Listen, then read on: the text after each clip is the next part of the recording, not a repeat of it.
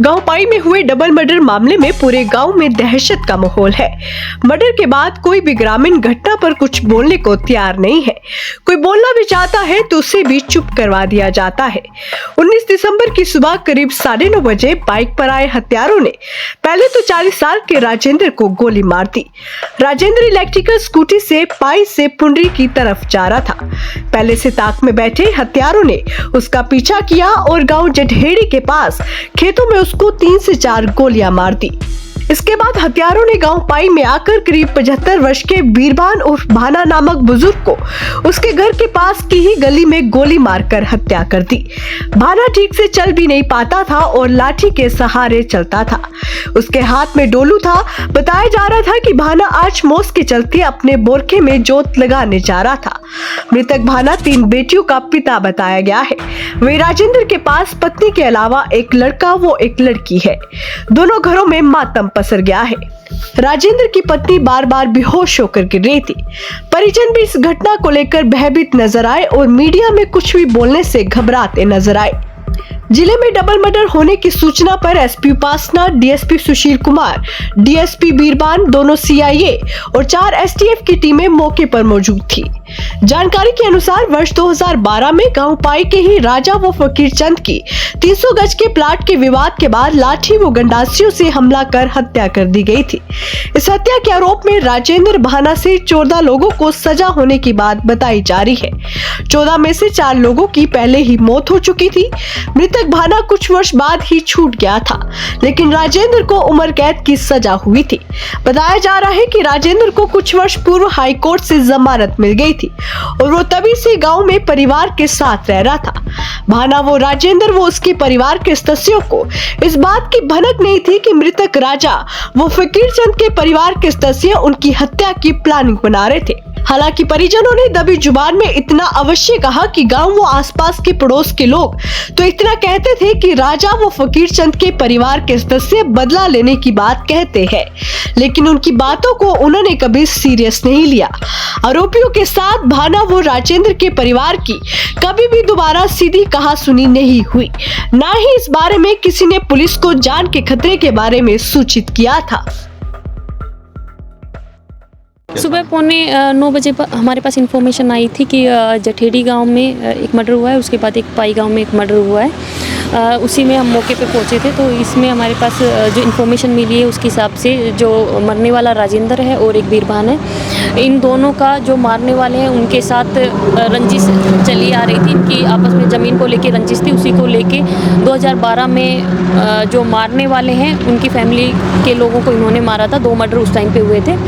उसी की रंजिश को लेके ये हादसा अब हुआ है। इसमें जो हमारी टीमें हैं, इसमें हमारी दोनों सीआईए की टीमें हैं, एबीटी की टीम है, एसएचओ पुंडरी है और पूरी डिस्ट्रिक्ट पुलिस में सारी जगह पे नाकेबंदी हमारी तरफ से की जा चुकी है। इसके साथ ही जो नज़दीकी ज़िले हैं उन सभी ज़िलों में भी नाकेबंदी करी जा चुकी है और वहाँ की सीआईए टीम को भी एक्टिवेट कर दिया गया है। इसके अलावा 4 एसटीएफ की टीमों को भी इस काम पे जोड़ दिया गया है और जो अक्यूज़ हैं, इसमें अक्यूज़ हैं उनके नाम हमारी तरफ से आइडेंटिफाई हो गए हैं और जितनी जल्दी होगा हमारी पुलिस इनको पकड़ लेगी। कोई पहले मरने वालों ने कोई खतरा भी बताया था?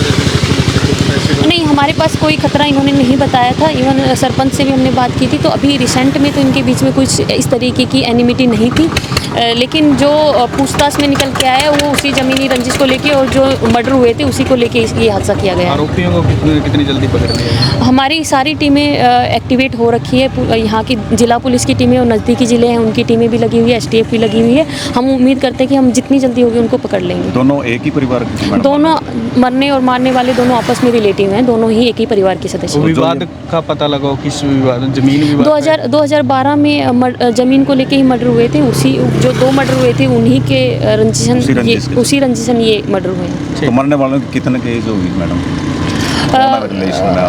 एक चाचा और भतीजा हैं। उनकी चाचा की एज ऑलमोस्ट 50+ लग रही है और जो राजेंद्र है उसकी 30+ लग रही है। क्या लगता है? मेरा चाचा लग गया जी। बताओ क्या कुछ हुआ था, कैसे घटना हुई? ये 2012 में हुई थी जी घटना। ये उसको भैंस चल रही थी और उसके बाद ही 2012 में क्या हुआ था? अब क्या हुआ? जो लड़के मार के गए पहले उनके मर गए थे। जमीन दैबर थे हमारी, जमीन के बारे में फिर हुआ। एक ही परिवार के हो आप? एक ही परिवार के हैं तो ज़मीन का मामला था, खेत का या घर? कल घर का था, खेत का भी पड़ रहे हैं। अच्छा जी, तो सुबह क्या हुआ, कब की घटना है, क्या? सुबह तो तड़की 8-9 बजे की बात है। हाँ, क्या करने जा रहे थे ये बताओ। ये जोत लाने जा रहा था, मौसम आज जोत में जोत लाने जा रहा था। और राजेंद्र पौंडरी सामान लेने जा रहा था कुछ घर का। तो कब कैसे हुआ वारदात, कौन थे आरोपी मारने वाले? बस यही उसका जोर तो किसी के लिए बहसों को कौन नहीं। है, नाम बताओ। नरेश, और? विजय, हाँ। बबलू, सावन। तो एक ही चीज़ पे आए थे, कैसे कुछ बाइक में पहले भी तो कोई धमकी वगैरह दी थी? पहले भी कहीं पर चल रही थी? नहीं, अभी कुछ दिन पहले भी कोई अभी तो 2-3 दिन हो गए साला बाहर सुनने माध्यम लोग हैं तो कहते हैं। जो आरोपी है जी जमानत पे आए हुए थे, कुछ ऐसा था? तो ये जमानत पा रहे थे जी। कौन कौन? ये बन्ना, हाँ। राजेंद्र, हाँ। मग्गी, हाँ। कितने लोगों को सजा हुई थी? 14 लोगों की हुई थी, जिसमें 4 गुजर गए। 4 गुजर। अभी जो है बुजुर्ग जो है मौके पे है, बोल रही है या पाई में को किसकी हत्या हुई यार, वहाँ पे कौन है? वहाँ राजेंद्र जी, उम्मा का ये बन्ना।